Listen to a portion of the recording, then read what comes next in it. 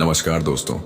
शाम के 4 बज रहे थे और दिल्ली की डीसीपी सपना चौधरी अपने सरकारी आवास पर थी।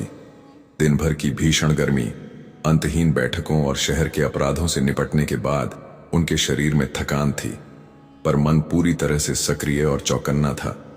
आज उन्होंने अपनी वर्दी उतार दी थी। खाकी का भारी भरकम बोझ एक ओर रख दिया था। उनकी जगह एक साधारण गुलाबी साड़ी ने ले ली थी, जो उन्होंने अक्सर अपने घर के काम के लिए पहन रखी होती थी। पैरों में आरामदायक हवाई चप्पलें थीं और कंधे पर एक छोटा सा झोला जिसमें उनका पर्स, चाबियां और एक मोबाइल फोन रखा था। आज वह एक आईपीएस अधिकारी नहीं थी। वह एक आम नागरिक बनकर बैंक में कुछ जरूरी काम से जा रही थी, अपने बैंक खाते से कुछ पैसे निकालने। उनका शांत चेहरा, जिस पर अक्सर निर्णय की दृढ़ता दिखती थी, आज एक आम महिला का चेहरा था जो अब बस अपने बैंक का काम निपटाने आई थी।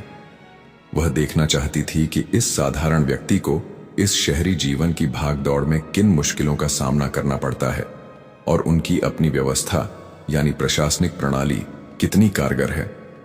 बैंक में घुसते ही एक अजीब सी खामोशी और तनाव महसूस हुआ। लोग लंबी कतारों में खड़े थे, पर उनके चेहरों पर इंतजार की झुंझुलाहट के साथ साथ एक अजीब सी निराशा भी दिख रही थी। कुछ लोग आपस में फुसफुसा रहे थे, तो कुछ बस छत की ओर ताक रहे थे।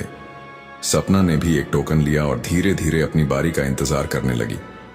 उन्होंने अपना निकासी फॉर्म सावधानी से भरा और अपनी पासबुक तैयार रखी। बैंक का माहौल कुछ खुशनुमा नहीं था। कैश काउंटर से लगातार ऊंची आवाजें आ रही थीं और कुछ कैशियर भी थके हुए और चिड़चिड़े लग रहे थे।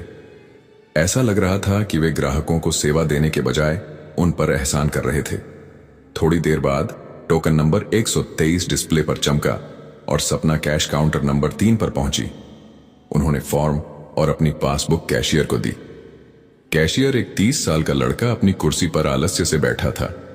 उसने बिना पासबुक को ठीक से देखे ही उसे एक तरफ धकेलते हुए झुंझुलाहट भरे स्वर में बोला, मैडम, आपका खाता इस शाखा का नहीं है, आपको दूसरी शाखा जाना होगा। उसकी आवाज में एक अजीब सा रूखापन था, जैसे वह रोज ऐसे ही लोगों से बात करता हो। सपना को आश्चर्य हुआ। उन्होंने कुछ ही समय पहले इस शाखा से पैसे निकाले थे। उनकी पासबुक भी इसी बैंक की थी। उन्होंने विनम्रता से कहा, मेरा खाता इसी शाखा में है। मैंने अभी कुछ दिन पहले ही यहां से पैसे निकाले थे। शायद कुछ गलतफहमी हुई है। कृपया पासबुक ठीक से देख लीजिए। इसमें शाखा का कोड और पता भी लिखा है। उन्होंने पासबुक कैशियर की ओर सरकाई, ये सोचते हुए कि शायद उसने गलती से देख लिया होगा, लेकिन कैशियर अपनी जुबान पर कोई नियंत्रण नहीं रखा। वह गुस्से में बोला, मैं कह दिया ना कि आपका खाता यहां का नहीं है तो नहीं है, जाइए यहां से। मेरे पास इतना समय नहीं है कि मैं हर किसी को समझाता रहूं। अगली बार ठीक से पता करके आया करिए, मेरा दिमाग मत खाइए। उसके लहजे में घमंड, लापरवाही और बदतमीजी साफ छलक रही थी। उसने सपना की तरफ ऐसे देखा जैसे कोई भिखारी हो। सपना को यह व्यवहार बिल्कुल पसंद नहीं आया। एक आम नागरिक के लिए यह कितनी अपमानजनक बात थी। यह उस सेवा का अपमान था जिसके लिए बैंक बने थे। उन्होंने खुद को संभाला, अपने चेहरे पर कोई भाव नहीं आने दिया और शांति से कहा, आप एक बार मेरी पासबुक ध्यान से देखिए। यह इसी बैंक की पासबुक है और यही शाखा का स्टैंप भी लगा है। आप इसे सिस्टम में चेक कर सकते हैं। उन्होंने पासबुक को फिर से कैशियर के सामने सरकाया। कैशियर ने पासबुक को एक नजर देखा, जैसे उस पर कोई एहसान कर रहा हो, और फिर गुस्से में पासबुक वापस सपना की तरफ फेंक दी। मैंने कह दिया ना, आपका खाता यहां का नहीं है। मेरा समय बर्बाद मत कीजिए और यहां भीड़ मत लगाइए। उसने पासबुक को इतनी तेजी से फेंका कि वह काउंटर से नीचे गिरते गिरते बची। सपना ने सिर झुकाकर उसे उठाया।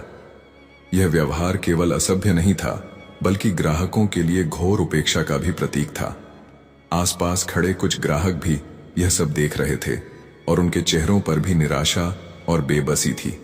सपना को अब सचमुच गुस्सा आने लगा था, पर उन्होंने अपने गुस्से को खुद पर हावी नहीं होने दिया। उनकी वर्षों की ट्रेनिंग ने उन्हें ऐसी परिस्थितियों में भी शांत रहने की कला सिखाई थी। उन्होंने देखा कि बैंक मैनेजर केबिन का दरवाजा खुला था और वह अपने फोन पर किसी से बातें कर रहा था, बिना बाहर की स्थिति पर ध्यान दिए। उसकी हंसी की आवाज बाहर तक आ रही थी। सपना ने तय किया कि वह इस दुर्व्यवहार और प्रशासनिक शिथिलता को ऐसे ही जाने नहीं देंगी। वह सीधे बैंक मैनेजर के केबिन में चली गई। एक्सक्यूज मी मिस्टर मैनेजर, सपना ने शांत और दृढ़ स्वर में कहा। उनकी आवाजें इतनी स्पष्ट थीं कि मैनेजर को अपना फोन साइड में रखना पड़ा। मैनेजर एक 30 साल का व्यक्ति जिसने महंगी टाई और कोट पहना था। उसने सपना की ओर सरसरी नजर डाली। उसके चेहरे पर एक अजीब सी थकान और चिड़चिड़ाहट थी। उसने बिना कुछ बोले वापस अपने फोन में व्यस्त होने का नाटक किया। उसने यह तक नहीं पूछा कि क्या बात है, यह किस काम से आई है। यह एक ग्राहक के प्रति घोर अनादर था, विशेषकर तब जब वह बैंक के सबसे महत्वपूर्ण पद पर था। सपना ने फिर से कहा, मुझे कुछ पैसे निकालने थे, लेकिन कैशियर कह रहा है कि मेरा खाता इस बैंक का नहीं है, जबकि यह इसी बैंक का खाता है और उसने मेरे साथ बदतमीजी भी की है। उन्होंने अपनी पासबुक बैंक मैनेजर के सामने रखी। मैनेजर ने लापरवाही से सपना की तरफ देखा, जैसे वह कोई तुच्छ शिकायत कर रही हो, और कहा, अरे मैडम, रोज ऐसे न जाने कितने लोग आते हैं। आप पहले पता करके आया कीजिए कि आपका खाता कहां है और कहां नहीं। मेरा समय बर्बाद मत कीजिए, जाइए, मेरे पास इतने छोटे मोटे मामलों के लिए टाइम नहीं है। उसकी आवाज में बेरुखी, उपेक्षा और अहंकार भरा था। वह अपनी कुर्सी से उठने या समस्या सुनने की जहमत भी नहीं उठा रहा था। उसे लग रहा था कि यह एक आम महिला की शिकायत है जिसे आसानी से टाला जा सकता है। मैनेजर का व्यवहार इतना अपमानजनक और अनुशासनहीन था कि सपना अब और बर्दाश्त नहीं कर पाई। यह केवल उनके साथ नहीं था, बल्कि उन हजारों आम नागरिकों के साथ था जो ऐसे बैंक अधिकारियों की लापरवाही और घमंड का शिकार होते थे। उन्होंने गहरी सांस ली, अपनी आंखों में एक तीव्र चमक लाई जो उनके दृढ़ संकल्प का प्रतीक थी। उन्होंने अपने पर्स से धीरे से अपनी चमकीला आईपीएस पहचान पत्र निकाला और बैंक मैनेजर की मेज पर बड़े करीने से रख दिया। पहचान पत्र की चमक से मैनेजर की आंखें चौंधियां गईं। जैसे ही मैनेजर ने पहचान पत्र पर लिखा, सपना चौधरी डीसीपी दिल्ली पुलिस पढ़ा और नीचे आईपीएस का चमकता लोगो देखा। उसकी आंखें फटी की फटी रह गईं। उसके चेहरे का रंग उड़ गया, जैसे किसी ने उसके मुंह पर पानी फेंक दिया हो। वह अचानक अपनी सीट से हड़बड़ाकर खड़ा हो गया, जिससे उसकी कुर्सी पीछे की ओर खिसक गई। उसके माथे पर पसीना आने लगा और उसकी जुबान लड़खड़ाने लगी। मैडम, मैडम, मुझे माफ कर दीजिए, मैं आपको पहचान नहीं पाया। मुझे पता नहीं था कि आप हैं। वह पहचान पत्र को ऐसे देख रहा था जैसे किसी ने उसे कोई पवित्र ग्रंथ दे दिया हो और उसे डर के मारे वापस मेज पर रख दिया। उसका सारा घमंड और अहंकार पल भर में गायब हो गया था। सपना ने अपनी आवाज में कोई नरमी नहीं लाई। उनका स्वर गंभीर और दृढ़ था। इसमें अधिकार और निराशा दोनों का मिश्रण था। आज आपने एक आम नागरिक के साथ जैसा व्यवहार किया है, वह बेहद शर्मनाक है। मिस्टर मैनेजर, एक बैंक में लोग अपनी गाढ़ी कमाई जमा करते हैं और जरूरत पड़ने पर निकालने आते हैं। आप जैसे लोग अगर उनके साथ इस तरह का व्यवहार करेंगे तो उनका इस बैंक और इस देश की व्यवस्था पर से विश्वास टूट जाएगा। यह सिर्फ एक पैसे निकालने की बात नहीं है, यह आम नागरिकों के सम्मान, उनके अधिकारों और प्रशासनिक व्यवस्था की विश्वसनीयता की बात है। मैनेजर बुरी तरह से गिड़गिड़ाने लगा, हाथ जोड़कर खड़ा हो गया। मैडम, मुझे माफ कर दीजिए, मुझसे बहुत बड़ी गलती हो गई। मैं अभी उस कैशियर को बुलाता हूं और उसे सस्पेंड करता हूं। मैं आपसे माफी मांगता हूं। उसकी आवाज में डर और बेबसी थी। आपकी गलती सिर्फ मेरे साथ नहीं बल्कि उन सभी लोगों के साथ है जिन्हें आप और आपके कर्मचारी रोज परेशान करते हैं। सपना ने कहा, मुझे अब पैसे नहीं निकालने हैं। मैं बस यह सुनिश्चित करने आई थी कि इस बैंक में किसी भी आम नागरिक को इस तरह से दुर्व्यवहार, उपेक्षा और लापरवाही का सामना न करना पड़े। उन्होंने अपनी घड़ी देखी और अपने फोन से एक कॉल किया। कुछ ही मिनटों में बैंक के वरिष्ठ अधिकारी, जिनमें क्षेत्रीय प्रबंधक भी शामिल थे, और कुछ पुलिसकर्मी भी वहां पहुंच गए। बैंक का माहौल अचानक से गंभीर हो गया। सपना ने उन्हें पूरी घटना विस्तार से बताई। कैशियर के अभद्र व्यवहार से लेकर मैनेजर की लापरवाही और घमंड तक उन्होंने अपनी बात में न्याय और सुशासन के महत्व पर जोर दिया।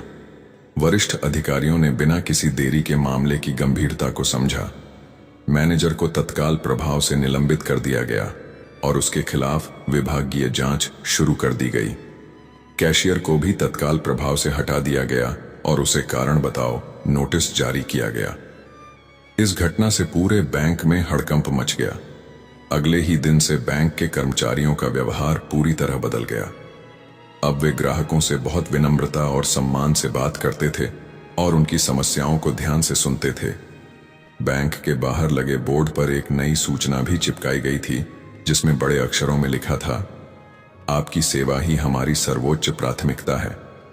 डीसीपी सपना चौधरी ने सिर्फ एक मैनेजर को सबक नहीं सिखाया था, बल्कि उन्होंने एक आईपीएस अधिकारी के रूप में यह संदेश दिया था कि कानून और व्यवस्था केवल वर्दी में नहीं, बल्कि हर नागरिक के सम्मान और उनके अधिकारों की रक्षा में निहित है।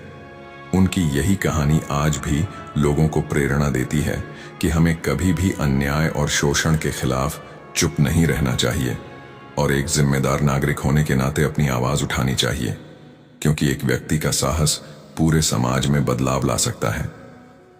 दोस्तों, आपको यह कहानी कैसी लगी?